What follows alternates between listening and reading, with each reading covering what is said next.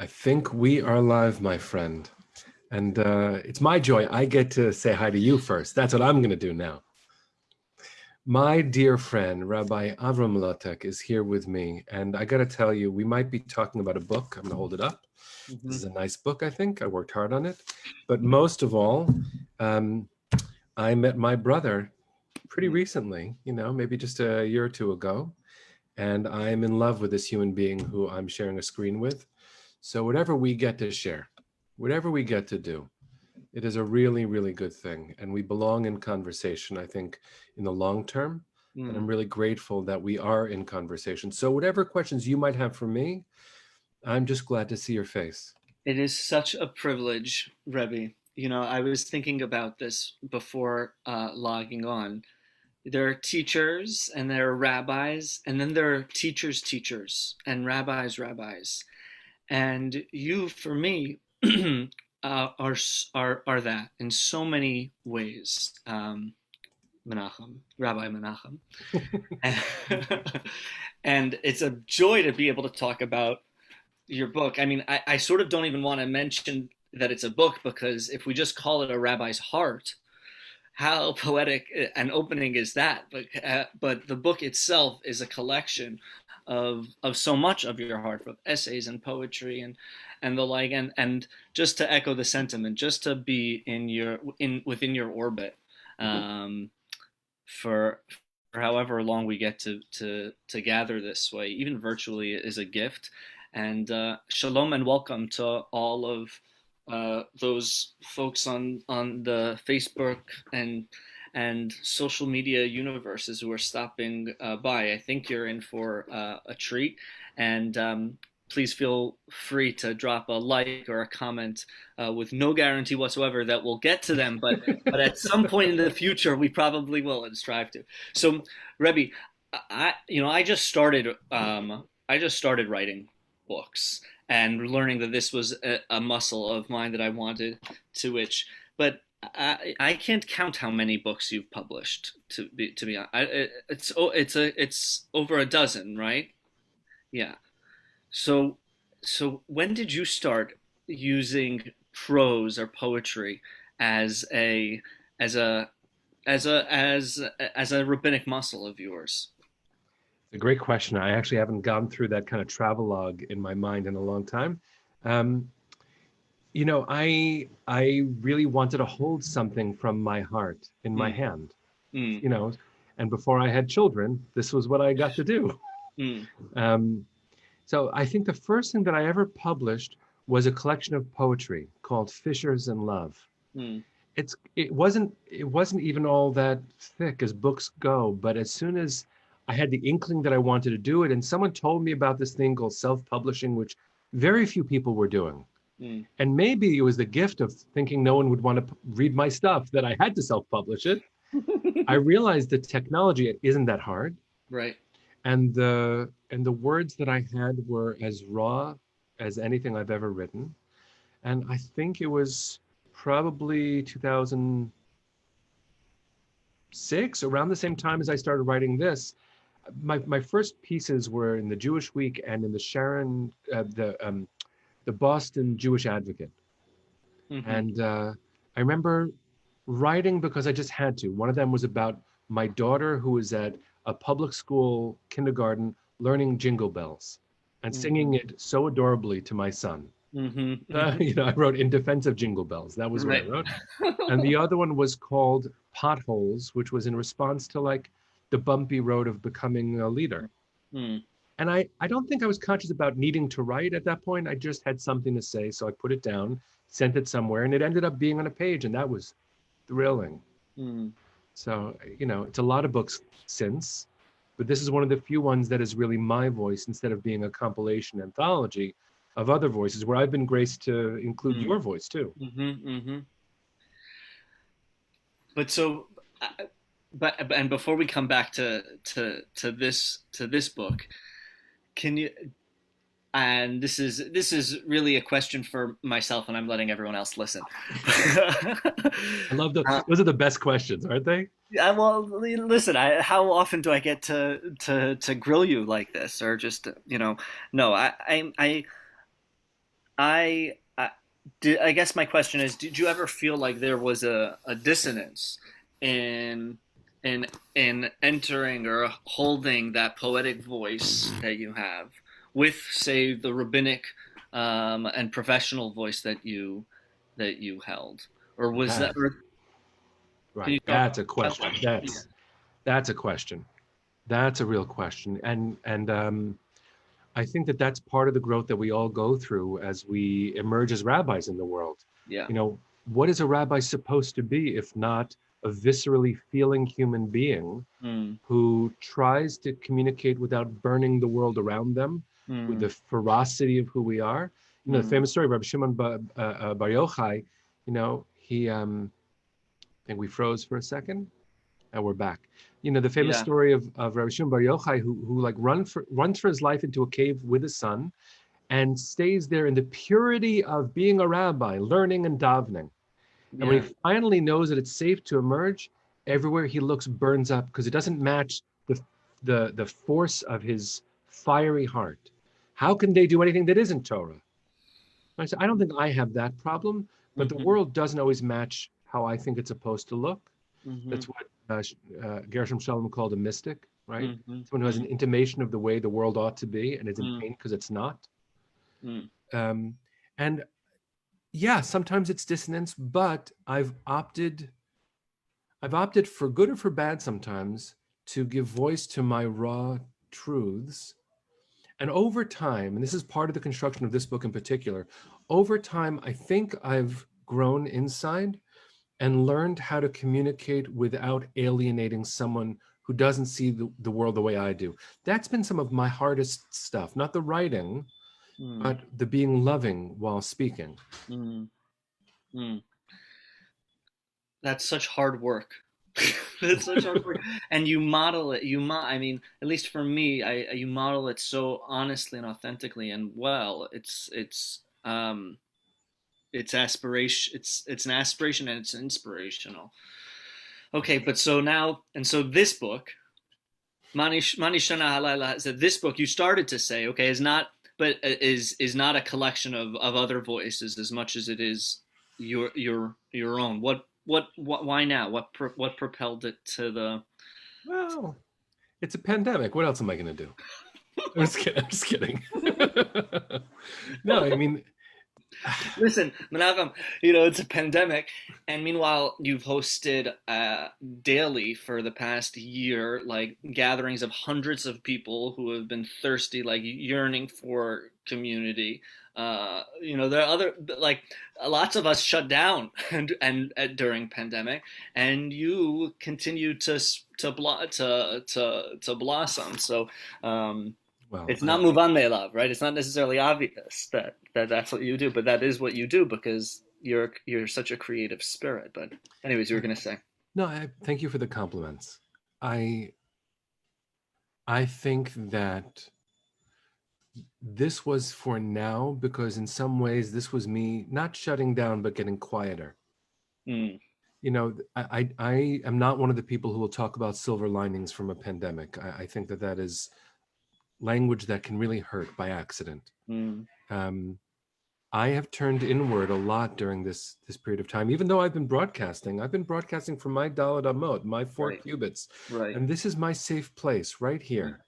You know, like I want to say I would give anything to go run into a crowd, and actually, even though I miss that, Yeah. I am feeling quieter than I've ever felt, even though I'm not quiet as a Mm, person. And this book was waiting for a while. The subtitle of the book is Selected Writings 2006 to 2017. And those were very big years in my life. You know, I don't think we ever go through not big years, but some years really do stand out. And on personal levels and professional levels, and in the areas that I really am invested in, national levels, when it comes to the 2016 election is during here, the Gaza war of 2014 is in here, stuff was happening in my personal life while I was writing. I'm involved in gun violence prevention. That is a big topic in here. You know, this all just poured out. It just, everybody's different, and the way that I, in the past, have processed things is through words. And some of that has changed, but the reason why I articulate all this now and put it out now is because I'm looking back. This is 2006 to 2017, and some of the greatest work that I had to do while putting this volume together was not editing who I was with the mindset or the tears of who I am. I remember reading, your teacher and mine, Rabbi Yitz Greenberg, said once that he read an older piece that he had written and he was a little bit embarrassed, but he didn't want to change it. I took that as guidance. I didn't acknowledge him directly, but I was thinking about that sentence because I am not who I was, and am fine being who I am. But I'm looking back at some of that pain, and I wonder why I articulated that to anyone. No, thank you. And that's just who I was. That's being honest. And part of this is so my kids can see that I tried really hard. Part of this is so that I can remember that I tried really hard. And part of this is because those ideas, sadly feel like some of these pieces could have been written right now about the state of the world. And so that's to keep me humble. I should keep fighting, but I should never think that I finished that work. I did that. No, I said that, but this is still here. Right. Well, I mean, and that's also the power of poetry too, which is it bears witness. I mean, in all writing in a way bears witness to a moment, but poetry allows a certain type of fluidity in a way that an essay might not. Doctor Who says that's timey-wimey. Yeah. Yeah, he says because he travels through time. Like you can't understand what comes first or second because it's timey-wimey. Are you feeling called? I would love if you were to maybe to hear a poem. Sure. It's interesting. In this one, I have another collection of poetry. This one has moments that feel maybe, I don't know, poetic. Here's one. I happened to open to it. This was from the last Yom Kippur drasha I gave in my old shul. And, we know the famous Rabbi Simcha Bunim of Psishcha. Right? So he was famous for many reasons and deserves to be learned more than he already is. And he famously had a slip of paper in two pockets, right? One said, Bishvili nivra ha'olam, for my sake was the world created. And the other one says, Anochi afar ve'efer, I'm dust and ash, right? You got to have both. So I call this a psishcha poem, which, by the way, just so you can know, I worked so hard to say that word. I'm going to say it one more time. Psishcha. I'm so proud. You should say it again. It's well done. All right, are we ready? Yeah. Psishcha.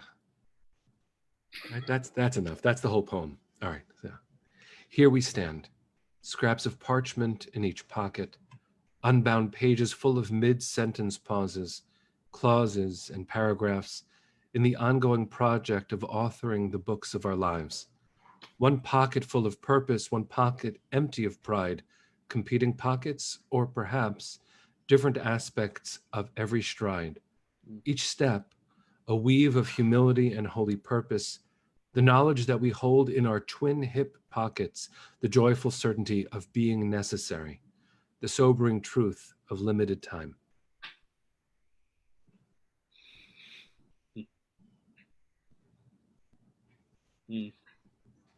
My God, it's so emotional to read that again. Yeah, it's emotional for me to hear it, but tell me why is it emotional for you to read it again?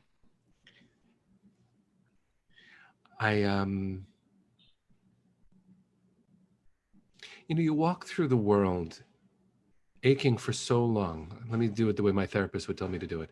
I've walked through the world. Yeah.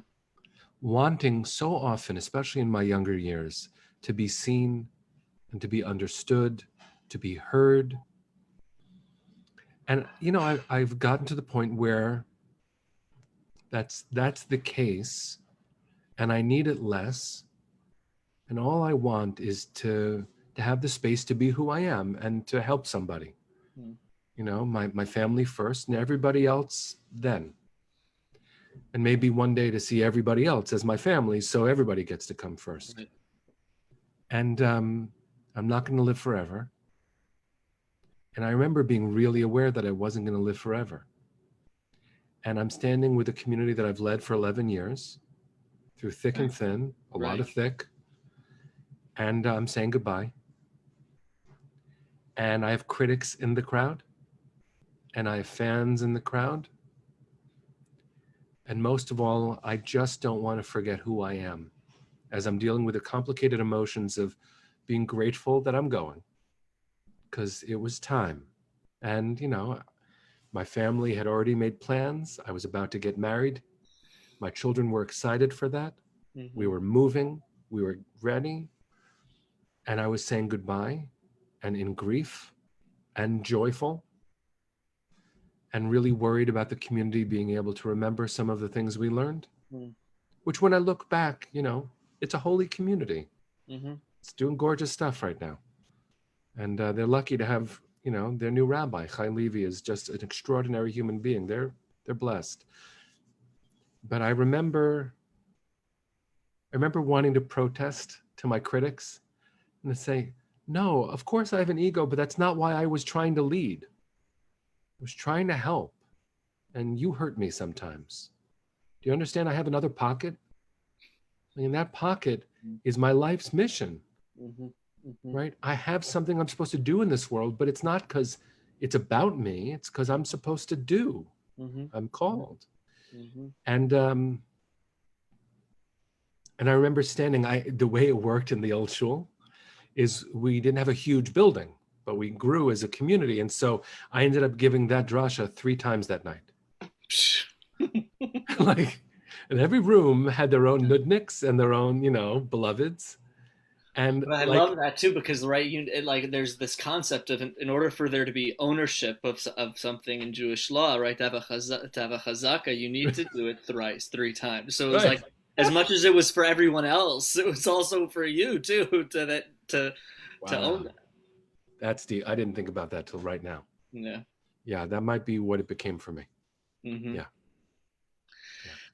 Gosh, I wish I'm I'm going to share this afterwards to all of my pages. I don't know where it's streaming right now live, but I'm thinking about, for my own basers in our community, just I feel like saying Ashreinu, how lucky we are to have teachers like you in the world, and doing this work of bearing your heart so honestly. We've talked about this before, the things that religious leadership demands, just the conviction and the humility in which you strive to straddle both of those pockets. It's such a learning for me. It's such a beautiful window you're giving us into your story and life. I'm very appreciative of that. I'll only you're going to duck this when I say it, but I think there is a recognition that you have of what I'm trying to do, because we share the work. And I think that you and I, thank God, are blessed not to be alone either. This is something that is within reach, because God gave us an image in us, and you'll do it differently and I'll do it differently. But whoever we're lucky enough to be with virtually right now, this is not out of reach. Lost you for a second.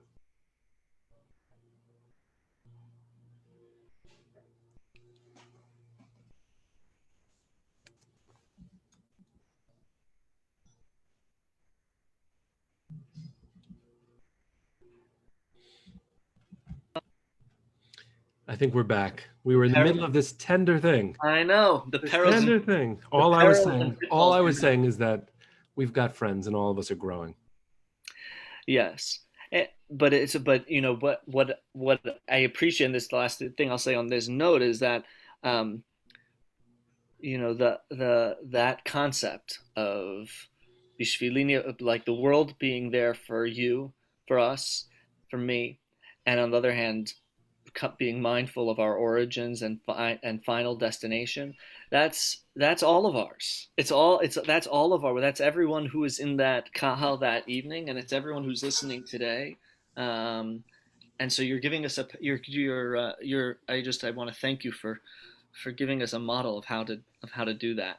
But you mentioned your kids, and so and as a young father, I want to pick up on that because, my kids are just starting to read now. I mean, Ravi is 9 years old, and she's a first reader. She loves to read, but your kids are older. So tell me, Rabbi, did they read your work? And if so, funny. And if so, what do they think of it? So funny that you ask. Wow. That's somebody asked me that this morning, but no one's asked me in a really long time. It's so funny. So look, my kids, I'm blessed. I have 3 biological children and 2 stepsons. And so the 5 of them they're different kinds of people, different ages. One just came back from her gap year in Israel. I think she has done the most reading of my writing, but probably not all of it. Yeah. I'll tell you one of the things that I did. These books came together during the time before we became a blended family, right? And so this big book was actually 3 smaller books. And so I had each of the kids create the cover. Oh, wow. Of the smaller volumes. And so this one was done by Ariel. This is the 2014 component of it, who's my oldest. And, I was really blessed because of the technology. This one's done by Raya, right, who's my biological youngest. I want to find Moshe's because it's so cute. He did this inspired image of a rabbi with a really long neck, made me feel skinny. And, no, I'm not going to be able to find it. But do they read it? No. But the reason why here it is. The reason why, here you go. Oh, see? Awesome. Oh, that's awesome. Is that awesome? Yeah. So the reason why I wanted their art on here, and again, this is one of those revealing things to share. I think it's important for us to share as parents, as human beings. And I want them to know it more than anybody else who might read the books.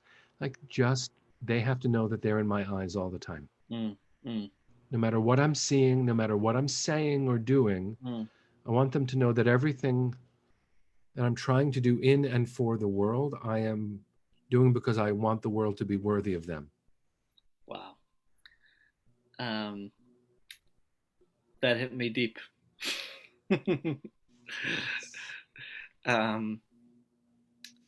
It's like, I feel like saying, what parent doesn't want our kids to know that, and feel that way about them?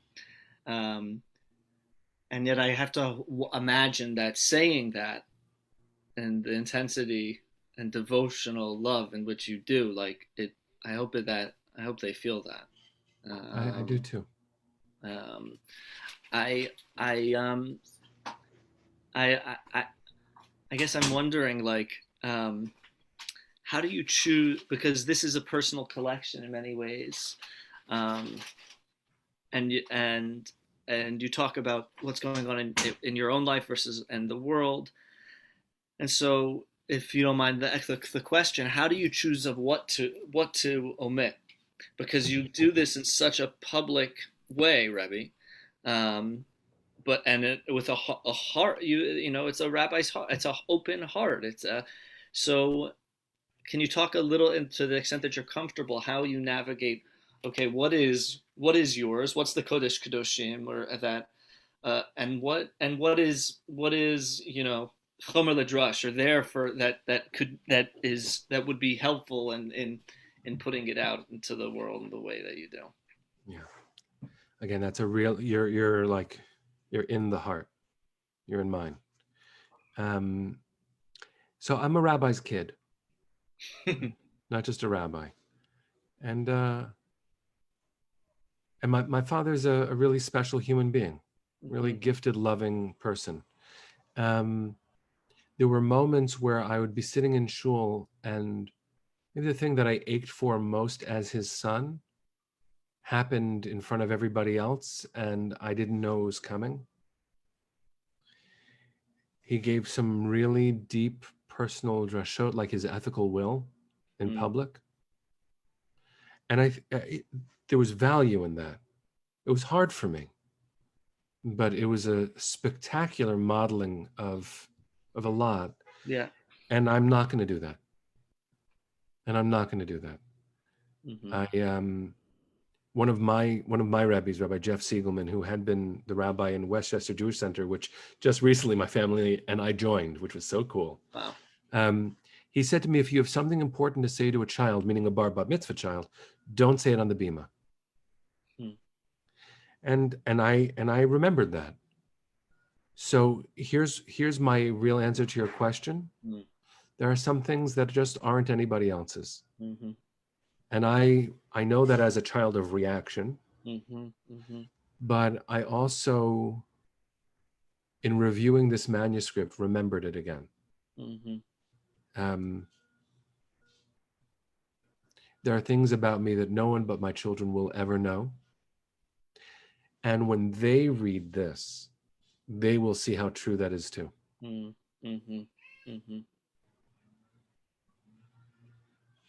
So I think the answer is, I'm not telling. Yeah. It's a telling, not telling though. It's not an evasive not telling. It's a real not telling. Yeah. And an important one too, because here we are on social media, live streaming from our homes, from our personal arba amot, as it were. It's an important learning. It's an important gvul, boundary, I think. And I'm sure, Avram, I'm sure that some of your students who are really, you have such a presence, right? When our students are looking at us, I'm thinking about other people in our lives too. When our children look at us, especially as they grow more aware, will they come to a place of knowing that they had a part of us that no one else did? Right? I mean, our students are going to be so precious to us. I want to give so much to everybody. And one of the balancing acts that I had as a pulpit rabbi, which I don't have today, given the different kind of rabbiing I'm doing, is Harold Kushner said it this way. I remember him saying, he said, I can't count the number of times I ran from my family dinner table to go tell parents to spend more time with their kids. Like, it's a silly way of saying it. Right. So not only is the content, but also the time. Right. So I just want to, we're all trying to figure out how to retain. So, this is a volume, though, that goes back a couple 2 decades or something like that. And you mentioned earlier of the Torah of Rav Yitz's of sort of being embarrassed of something, but still honoring it and owning. And I'm wondering, is there anything like that in this collection for you, either like of that level or of like, wow, I really don't agree with that anymore. That's not me. That's not where I am today. That's a great question. I think over time I will feel more of that. At the moment, I think that there was, it's more in the how I was saying things. Not included in this, thank God, because I never wrote it down, was a speech I gave in 2005. It was one of my first very public moments where I, in dealing with conservative Judaism, where Jewish law had expanded already to include women as fully ritually counted and fully qualified as leaders. In retrospect, I sort of think to start from the standpoint where I as a man should be allowed to decide whether or not a woman counts is so patriarchal anyway. Right. So like my starting point is questionable to me, right. But in the room where I was speaking to the biennial, it was a very big moment. It's actually on YouTube, and I watch it once in a while just to remember. I'm gonna go look it up after. Yeah, I shouldn't have even said it there. Because in conservative Judaism, egalitarianism is legitimate. I was giving this in 2005. The decision for women to be ordained as rabbis and counted in minyan was 86. So I said, why is there a non-egalitarian option for minyan tomorrow morning? You cannot say it's traditional. Our tradition includes egalitarianism. So I said, is it institutional misogyny? Now, speaking to you right now, I stand with that idea because the choice to not include women is the choice to not include women. It's not halacha saying that to you, it's your comfort. And if you, man, are so misogyny, however, presumes ill intent. And I called it institutional misogyny. It's sort of like structural racism. I can be blind to the way in which I am doing this bad thing. But when I said misogyny to a room full of people who hadn't really even processed these concepts, I presumed the worst of some of them. So it's not in the book, but it is in an earlier me, where I don't look back with shame, but I wish I could have found another way to be that fiery and honest without hurting people, because I really did hurt people. And you know, there's a cynical way of looking at this too. A good friend who was an executive director of a shul said, "It's good you did this now." I mean, I was a kid, right? It's good you did this now because people will remember your name, but they won't remember why. Right.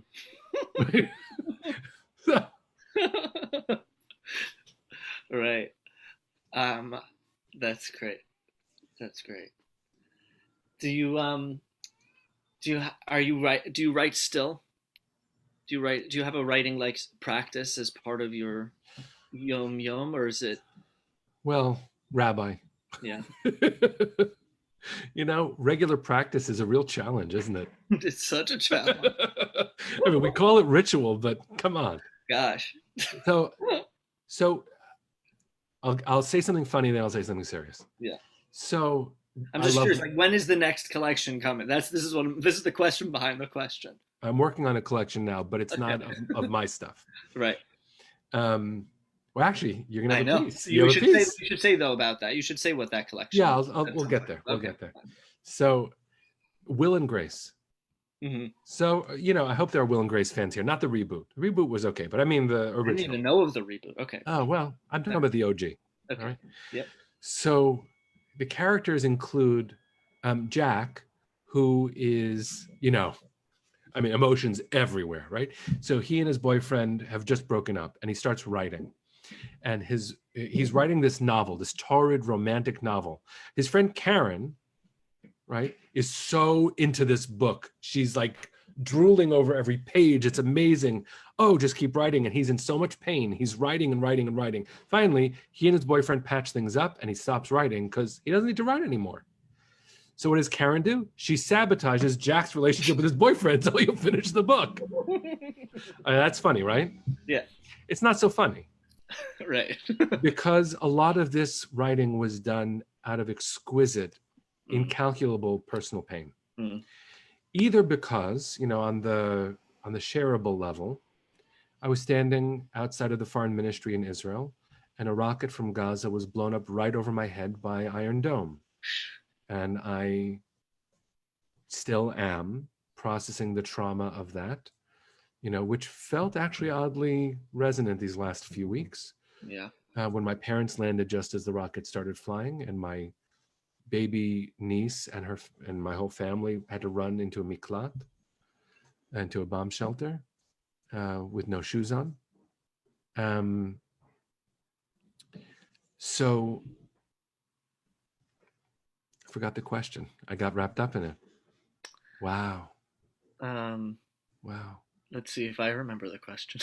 Wow. Oh yeah, writing. Am I still writing? Oh, look where I went. Yeah. Wow, look what writing really is, isn't it? Yeah, well, that's what it is, right? Wow. So, well, that's so honest. I'm so glad that just happened. You know, my writing is always response. I think that's what writing is. I actually don't know how to be disciplined as a writer. You know, I think there is good writing and less good writing, but I don't know how to be ritualized as one. And I'm really lucky I don't need to as much. I needed to then. I needed to. I look back at how much I wrote, and oh my God, you know, for anyone, Yeshainayim Birosho, someone who can really see, that these were hard moments, and it's also like I captured specific moments in this, and it was intentional that I ended it when I did. Yes, I still write, but my teaching every morning at 9 o'clock on UJ's Facebook page, that's a healthier version of the whole thing. And I can't hold it, even though I'm also working on a book collecting it. Oh, that's cool. Yeah, I'm working with rabbinical students from across the spectrum of American Judaism. We've got Chovevei students, JTS, HUC, AJR, Aleph, YU, and Ziegler and Hebrew College, and AJR. It's awesome. But my point is, that's joyful. Yeah. The experience of writing this was, manic is the wrong word, but there was a manic element to my writing then.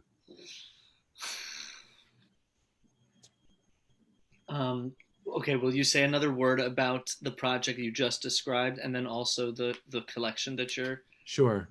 So these are my two. This is what I'm hoping to accomplish soonish. Yeah. So since March 18th, I know the date, obviously, of 2020, March 18th, based on the suggestion of my colleague Mark Meaden at UJA, I started broadcasting every morning at 9 o'clock, every weekday morning, 15-minute vort, like, hello, I love you, and here's some Torah. And I went live, and we thought we'd do this for the 2 weeks, of the pandemic. And philanthropies don't go off script. So this was really risky for UJA, to, your rabbi, to go off script. And not only was it rabbi who went off script, like I have political positions, I'm going to balance them, in a community where Black Lives Matter is complicated language. I'm going to have this on the screen every day, talk about it sometimes. So anyway, when the year was almost up, we hit the year, March 18th, we had a siyum. It was amazing. Vayakel. Wow. Pekude was like the siyum. Yeah. And I said to some friends at UJA, we have to turn this into a collection. This is a glimpse into Torah during a year unlike any other. Yep. But I don't want this to be, Menachem writes another book. I actually wanted this to be, this is our Torah. So the title comes from one of the people who's been tuning in. This morning it was amazing. Holland, Saudi Arabia, India, Israel, and England. It was like, and New York, wow. Right? So someone from Florida, from Fort Lauderdale, always writes every morning writes, "Good morning, kind souls." So that's the name of the commentary. Good morning, kind souls. And I wanted it to be like the, good Hasidic Sfarim, where Rebbe would give shir, but on Shabbos, no one could write it down. Right. Someone's tasked with remembering it. Right. But I don't want it to be one person who's transcribing. That's no fun. Right. Eventually, the person who remembers, whoever was giving the shir, probably gave it back better than it was given in the first place. And I didn't want this to be one brand of Judaism. So I recruited rabbinical students from all the different rabbinical schools, really all, and assigned them 2 weeks. And we gave them a little bit of a stipend, and their job was to turn each day into 4 paragraphs or so. And so that's what UJ is going to publish. Gosh, I love that. I'm so excited. Yeah. I'm like, I got to say, if I have a not my only voice version of what I want to do in the world, myself, this is that. Yeah. This is that. And so that's one. The other one is a collection that's going to be a little bit more rapid response. I hope that your piece is we're going to do some polishing of my piece so that it can, I think I wrote the same thing you did. So I wanted I want your voice and for me to sound a little bit different. You're going to be humbled, but there's a reason I look to you the way that I do. The title, I think, might be Fault Lines. Originally, it was going to be The Lonely Left, but that's too sad sounding. Right? Exploring the complicated position, the complicated world of progressive American Jewish Zionism. And the goal is to call to our allies, actually. I don't know how many of them will read it, but this bracelet requires some explaining in the Jewish world sometimes. And my work to prevent gun violence requires some explaining. And I stand with allies and I champion them. And UJA is incredibly present in this way. It's one of the reasons I'm proud to do this work. But in a moment where there's 438% more anti-Semitism in America this year, where, you know, a dear friend of mine was concerned about putting up a mezuzah because she just moved. Like, our allies are not showing up as rapidly as we show up for them. That's what it feels like. And so I call it the lonely left because progressive Zionism inhabits two worlds. In Zionist circles, the word progressive is suspicious. Right. In progressive circles, Zionist is a dirty word. Right. And in both of those caricatures, we are lost. Yeah. So I think you're here. I think a lot of us are here where we fight for social justice, and we fight for social justice in our homeland, for our homeland, the way that Megillat Ha'atzmaut, the Israeli Declaration of Independence, calls us to, the way our prophets called us to. Yeah. And it can be really lonely. So my goal is not to sound pathetic, but to say, hey, stand with us, we agree. So. Oof. I'm not going to say what I would want to convey right now as eloquently. Sometimes when you speak, Menachem, I feel like you speak poetry. And so it's one reason why I'm so excited about the first collection, which is to hear from aspiring rabbis from across the denominations, not just how they've heard your voice, but what they've witnessed in the community, in the gatherings that you've convened for this virtual community, this worldwide virtual community. But it's it's so powerful because, right, like we could have a whole separate conversation and discussion around what you just talked about, right? This idea of the lonely left, the progressive, being progressive in Zionist spaces, being Zionist in progressive space, whatever. And it feels important to note that because, here we are, we're talking about this most recent collection of yours, and it's just a wonderful reminder of just how multi-layered we are. All of us are, but us also in our rabbinate, and in our flawed, humble attempt at leadership. And I want to thank you, for coming on and letting me grill you in this public way, but for doing that work, Menachem, in such an ongoing, dedicated, and honest way. It's, as I said before, it's aspirational and inspirational. So tell us where we should go to buy. Where's the quickest way to buy the book? Quickest way is go to Amazon. I wish I had a way of printing it myself and shipping it to you. Yeah. And my hope is that, similar to the way nations should be held to account so that they could do better by the people that they serve. I hope that will be true for Amazon too. So I'm not trying to throw them business. I'm relying on them. And if you can figure out a way, my friend, for us to do it differently, and maybe remind Amazon that people matter quite a lot. Mm-hmm. I'd be glad to not just say that, but do that. Mm-hmm. Mm-hmm. So anyway, A Rabbi's Heart. Rabbi's Heart. It is available there, and I hope, my friend, to see you in person very soon. And friends everywhere, look to this guy. He's a great rabbi. Thanks, Menachem. Take care, everyone. Thanks, Avram. Take care. Much love.